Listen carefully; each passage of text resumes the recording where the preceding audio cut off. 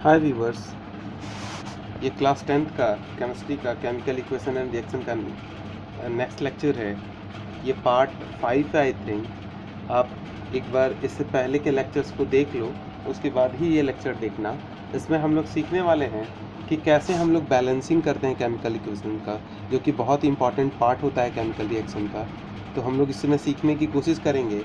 मैं अपना 100% देने की कोशिश करूँगा कि कैसे बैलेंस किया जाता है चीज़ों को, केमिकल रिएक्शंस को स्पेशली। ठीक है, तो ये पढ़ने से पहले मैं एक लॉ बताना चाहूँगा जो क्लास 9 से रिलेटेड है। आपने होप पढ़ा होगा। वो लॉ क्या था, एक बार मैं दोहराऊँगा बच्चों, आप मेरे साथ देखना इस स्क्रीन पे। Matter can not be created और destroyed in a chemical reaction, therefore the reactant side will always equal to the product side. Hope आपको कुछ भी समझ में नहीं आया होगा। मैं कोशिश करूँगा समझाने की, और अगर आया है तो बहुत अच्छा बच्चों, आपको 9th क्लास याद है। ये बोलता है ये डेफिनेशन हमको कि मैटर जो होते हैं वो can not be created nor be destroyed in a chemical reaction. जो हम लोग केमिकल रिएक्शन करते हैं, आप उसमें देखते क्या हो कि कुछ नया बनता है। ये सच है, कुछ नया तो बनता है। जैसे H2 + O2 आप ऐड किए तो आपको H2O मिला, कुछ नया तो मिला, तभी तो केमिकल रिएक्शन हुआ। ये तो कंफर्म है, जो कि मैंने प्रीवियस लेक्चर्स में समझाया है। पर बच्चों, केमिकल रिएक्शंस आखिर जब हुआ तो जो भी नया बना आखिर वो प्रीवियस एग्जिस्टिंग वन से ही तो मिला। अगर मैं इसको प्रिसाइजली बोलूँ तो जो आपके पास पहले था मैटर इस यूनिवर्स में H2 और O2, उन्होंने ही तो मिलके H2O बनाया। तो क्या कुछ नया बना क्या बच्चों? अगर आप सच में ध्यान देते होगे, अगर आप सच में प्रीवियस लेक्चर्स को फॉलो कर रहे होगे, तो आपको इतना तो पता होगा कि सॉरी, हमारे यूनिवर्स में सारी की सारी चीज़ें जो हैं वो एलिमेंट से बनी हुई हैं, और एलिमेंट्स बने हैं एटम से। किससे बने हैं? एटम से। ये मैंने पहले इसको क्लियर कर चुका है और करवा चुका है। ठीक है बच्चों, पर यहाँ पे आप क्या देख रहे हो, आप बैलेंसिंग सीख रहे हो कि कैसे केमिकल इक्वेशन को बैलेंस करते हैं। तो उससे पहले आपको एक डेफिनेशंस या लॉ पढ़ना पड़ेगा। ठीक है, ये law of conservation of mass था, क्लास 9th का ये लॉ है। ये बोलता है, इंट्रोड्यूस करता है, matter neither be created nor be destroyed, ठीक है, in a chemical reaction, therefore the reactant side always equal to the product side. इसका मतलब मैं अपने भाषा में इसको समझाऊंगा, समझने की कोशिश करना आप लोग। सपोज कर लो एक एक्स कोई एटम है किसी एलिमेंट का, वाई भी कोई एटम है किसी एलिमेंट का। ओके, समझिएगा, ये दोनों रिएक्टेंट कहे जाएंगे। मैंने प्रीवियस लेक्चर में बताया था रिएक्टेंट क्या होते हैं, एक बार आप देख लो अगर नहीं पता है उनको तो। और ये दोनों मिल करके एक्स वाई फॉर्म करेंगे। क्या फॉर्म करेंगे? X Y. सपोज करना, थोड़ी देर देखना, बिल्कुल समझ में आएगा। ये रिएक्टेंट कहे जाएंगे, ये प्रोडक्ट कहे जाएंगे। ये राइट हैंड साइड होते हैं और ये लेफ्ट हैंड साइड होते हैं। तो इतना तो आपको पहले से जानकारी होगा, प्री नॉलेज होगा आपके पास।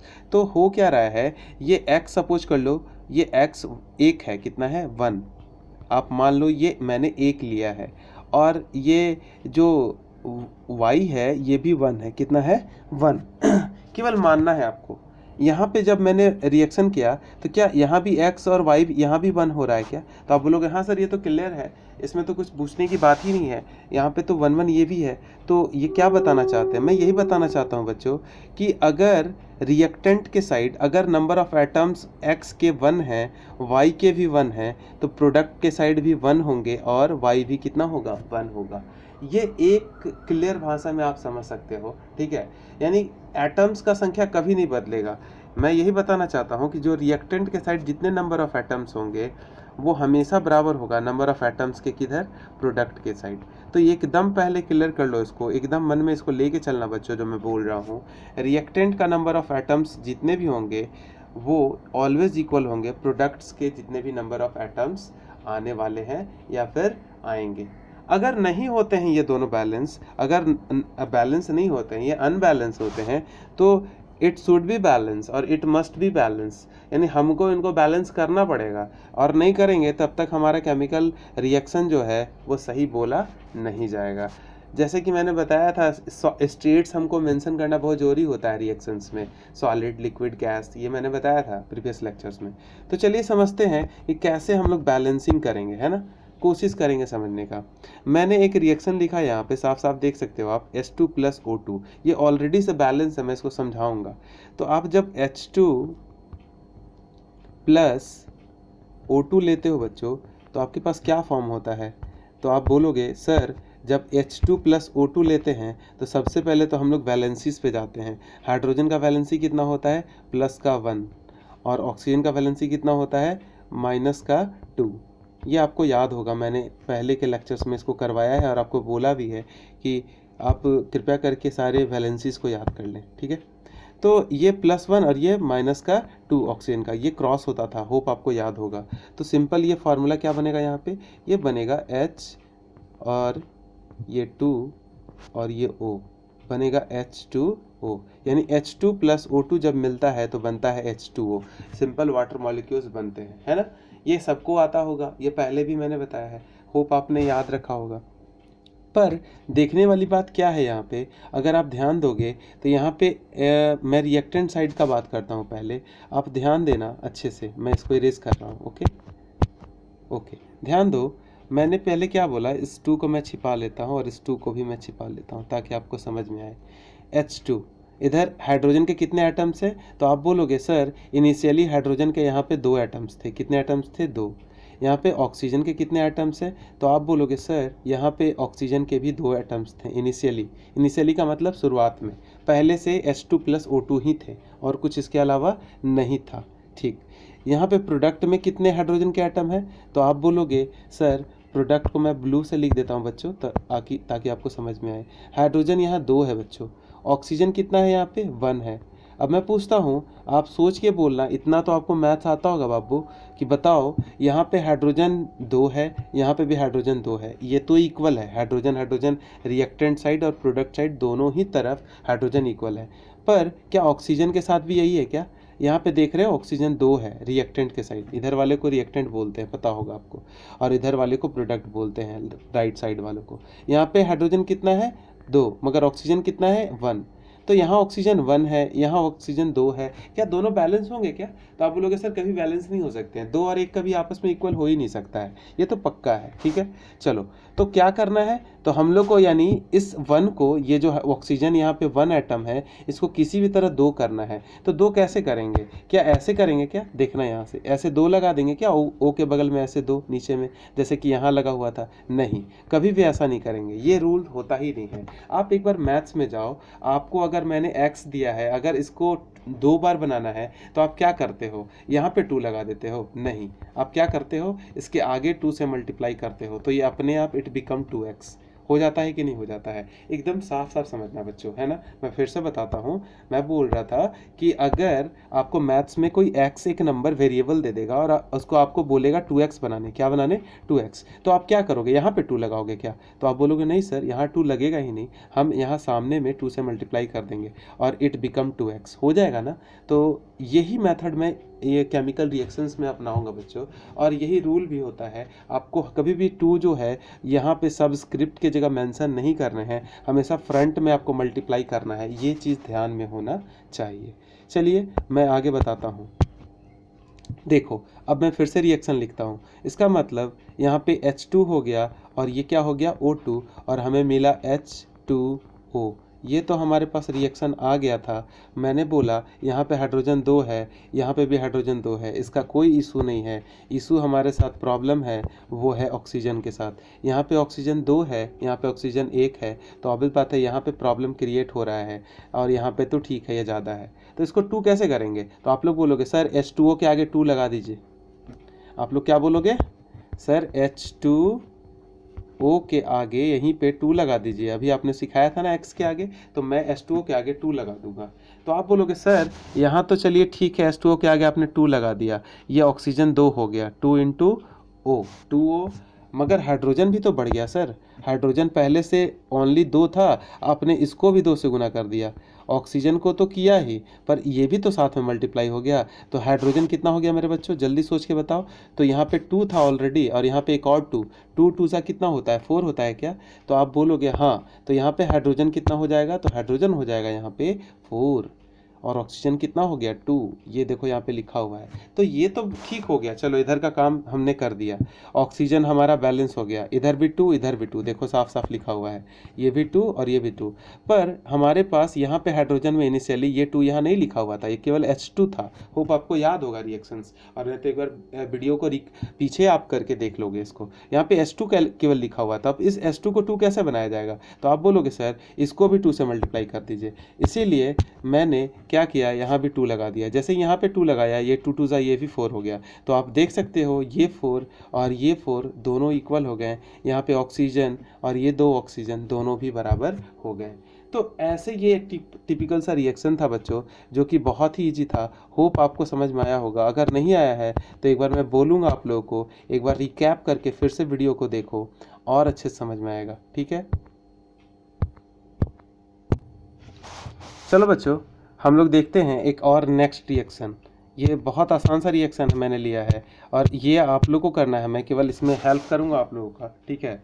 मैं कोशिश करूंगा आप लोगों को समझाने का, ठीक है। देखता हूँ इस रिएक्शन को कैसे मैं समझा पाता हूँ। ठीक है बच्चों, देखो क्या है इसमें लिखा हुआ, सब पढ़ो इसको। इसको मीथेन बोलते हैं, CH4। ये सारी चीज़ें आप लोग पढ़ोगे आगे, जैसे जैसे केमिस्ट्री में आगे बढ़ोगे सारी चीज़ें आपको समझ में आएगी। एक कार्बन चैप्टर में आप मीथेन पढ़ोगे। फिलहाल ये समझ लो CH4 है, इसका नाम मीथेन है और ये ऑक्सीजन है। मीथेन एक इनफ्लेमेबल गैस होता है जो कि जल जाता है, आपको पता होना चाहिए। नेचुरल गैस में आपका 75% से ऊपर का मात्रा मीथेन का होता है। तो ये मीथेन है, ऑक्सीजन के साथ रिएक्शन कर रहा है, ठीक है। और ये बना रहा है कार्बन डाइऑक्साइड। ऑब्वियस बात है, कोई भी फ्यूल जलता है तो कार्बन डाइऑक्साइड रिलीज होता है, इतना आपको पता होगा। और ये H2O निकला। क्या निकला बच्चों? H2O। अभी हम लोग रिएक्शंस पे बात नहीं कर रहे हैं, अभी हम लोग केवल बैलेंसिंग पे बात कर रहे हैं। रिएक्शंस में आगे जब लेक्चर्स में बताऊंगा कि कैसे ये रिएक्शंस बनते हैं तो वहाँ पे डिटेल में हम लोग बात करेंगे। चलिए अब आते हैं बैलेंसिंग पे फिर से। आपने क्या पढ़ा था कि रिएक्टेंट का जो अमाउंट ऑफ एटम्स होंगे वो ऑलवेज बराबर होंगे प्रोडक्ट के अमाउंट ऑफ एटम्स के नंबर्स के बराबर। मैं फिर से दोहराता हूँ, जितना नंबर ऑफ एटम रिएक्टेंट के साइड होगा एलिमेंट्स का, उतना ही नंबर ऑफ एटम्स मौजूद होना चाहिए, एकदम बराबर होना चाहिए किधर? प्रोडक्ट के साइड। तो कैसे बराबर करेंगे? सबसे पहले तो देखेंगे कि एटम्स का संख्या है कितना, नंबर्स है कितना। चलिए देखने की कोशिश करते हैं बाबू। यहाँ पे कार्बन कितना है दिख रहा है आपको? यहाँ 1 है, कुछ नहीं होता है तो ये देखो 1 लिखा हुआ है। हाइड्रोजन कितना है तो दिख रहा है ये 4 है, यहाँ पे भी 4 दिख रहा है। ऑक्सीजन कितना है तो यहाँ पे दिख रहा होगा ऑक्सीजन 2 है। सिमिलर वे में कार्बन यहाँ पे 1 है, ये प्रोडक्ट साइड का बात कर रहे हैं। और हाइड्रोजन कितना है, पहले ऑक्सीजन पे आते हैं। ऑक्सीजन कितना है तो 2 यहाँ और 1 यहाँ, टोटल कितने हो गए 3। तो ऐसे भी आप लोग इसको ऐड कर सकते हो, समझ गए ना। यहाँ पे 1 और यहाँ पे 2, टोटल 3 हो गए। हाइड्रोजन कितना है बच्चों? 2। बैलेंस है क्या? अब देखो साफ साफ आप सामने सामने देख सकते हो, कार्बन यहाँ 1 यहाँ 1, कोई इशू नहीं, ओके। हाइड्रोजन यहाँ 4, हाइड्रोजन यहाँ 2, यहाँ 4, यहाँ 2, बैलेंस नहीं है। ऑक्सीजन 2, ऑक्सीजन 3, ये भी बैलेंस नहीं है। तो आपको दिख रहा है ये अनबैलेंस, मतलब बैलेंस है ही नहीं। तो इसको बैलेंस करेंगे कैसे? तो बैलेंस करने के लिए रूल मैंने क्या बताया था? सबसे पहले आपको करना क्या है, जो बैलेंस नहीं है उनको बराबर करने की कोशिश करिए। सपोज कर लीजिए ये हाइड्रोजन 4 है, यहाँ पे हाइड्रोजन यहाँ पे 2 है। ऑब्वियस बात है इस 2 को 4 बनाना पड़ेगा, तो किससे मल्टीप्लाई कर देंगे? 2 से। 2 2 जा क्योंकि 4 हो जाएगा, तो ये 4 हो जाएगा, तो अपने आप ये बैलेंस होगा ना। उसी प्रकार आप ऑक्सीजन को बैलेंस करने की कोशिश करो। तो यहाँ पे 3 है, यहाँ पे 2 है, तो 2 3 जा 6 हो जाएगा। मगर अभी उसको नहीं करना, पहले हाइड्रोजन को कर रहे हो तो पहले हाइड्रोजन को करके देखो क्या होगा। यहाँ पे मैं केवल हिंट करूंगा, कोशिश आप लोग करोगे। हाइड्रोजन यहाँ पे 2 था ना, तो ऑब्वियस बात है यहाँ हमें 2 लगाना पड़ेगा। यहाँ पे 2 आप ऐड कर दो। जैसे ही 2 ऐड करोगे आपको एक चीज़ देखने को मिलेगा कि ये 2 2 सा कितना हो गया 4। हाइड्रोजन का हमारा टेंशन खत्म हो गया, तो हाइड्रोजन बैलेंस हो गया दोनों साइड, बोथ साइड। यहाँ भी 4 यहाँ भी 4 हो गए। पर एक चीज़ आपको देखने को मिला होगा जो कि मैंने अभी बताया था प्रीवियस क्वेश्चन में, कि ये जब 2 से आप मल्टीप्लाई करते हो यहाँ पे, तो ये ऑक्सीजन भी 2 से मल्टीप्लाई हो जाता है, तो ऑक्सीजन भी 2 हो गया। 2 यहाँ पे 2 यहाँ पे, ऑक्सीजन टोटल कितने हो गए? 4 हो गए क्या? और इधर ऑक्सीजन कितने थे? 2 ही थे, तो इधर भी 4 चाहिए ना। तो 4 चाहिए तो इधर भी किससे मल्टीप्लाई करना पड़ेगा अपन लोग को? 2 से। तो यहाँ भी आप क्या लगा दोगे? 2 लगा दोगे, तो अपने आप ये भी बैलेंस। अब देखो सारा चीज़ बैलेंस हो गया। देखो मैं सारा लिखता हूँ अब फ्रेश। यहाँ पे मैंने एक 2 लगाया था और यहाँ पे मैंने एक 2 लगाया था और सारा बैलेंस हो गया था। देखो कैसे, ये 2 2 जा कितना हो जाएगा 4। तो अब इस ऑक्सीजन को काटो और यहाँ पे क्या लिख दोगे? 4 हो गया, ठीक है। यहाँ पे देख लो, क्लियर। हाइड्रोजन कार्बन के साथ कोई इशू नहीं था, कार्बन 1 1 बराबर है, हमको उससे कोई मतलब नहीं है, ठीक। यहाँ पे 4 हो गया था और यहाँ पे ऑक्सीजन कितने हो गए थे, तो मैंने जैसे ही यहाँ पे 2 लगाया था, ये ऑक्सीजन 2 और यहाँ पे ऑलरेडी 2 कितने हो गए थे बच्चों, जल्दी से बताओ, तो ये भी 4 हो गए थे। ये काम इसका तमाम हो गया ऑक्सीजन का। ओके, चलिए देखते हैं हाइड्रोजन का। हाइड्रोजन का क्या किया था हमने, यहाँ जैसे 2 लगाया था तो हाइड्रोजन भी बैलेंस हो गया था, तो देखो ये 2 अब हट जाएगा, इसकी जगह क्या लिखेंगे हम लोग, 4 लिखेंगे। तो अब क्या देखो तो सारा बैलेंस हो गया क्या, ये 4 ये 4 ओके, ये कार्बन 1 ये कार्बन 1 ओके, ये ऑक्सीजन 4 ये ऑक्सीजन 4 ओके। ये कितना सिंपल है। ये कोशिश करोगे, प्रैक्टिस का चीज़ है, अगर प्रैक्टिस करोगे, जितना ज़्यादा प्रैक्टिस करोगे ना उतना ज़्यादा आप जल्दी सीखोगे इसको। तो होप आज के लिए इतना ही रखते हैं बच्चों, ये होप आपको क्लियर होगा। आप एनसीईआरटी को फॉलो करो, बहुत सारे क्वेश्चंस हैं और उसको बनाने की कोशिश करो, और जो डाउट हो तो कमेंट सेक्शन में आप लिख सकते हो अपने डाउट्स को। थैंक यू बच्चों।